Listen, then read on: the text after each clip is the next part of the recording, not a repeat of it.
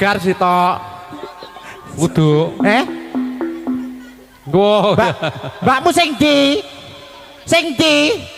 Weh, sing kacamataan kuwi to? Jatil. Wis to lho mbakmu putih wae ireng. Oh, anak ramban we.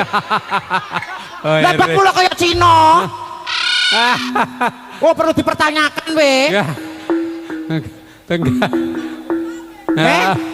Kerja apa? Jan. Waduh bapake kuwi. Kowe ngale ogar merusak pandangan aku ngandung sing biru kuwi lho. Jenengmu sapa? Elvira. Sapa? Elvira. Elvira sing iki?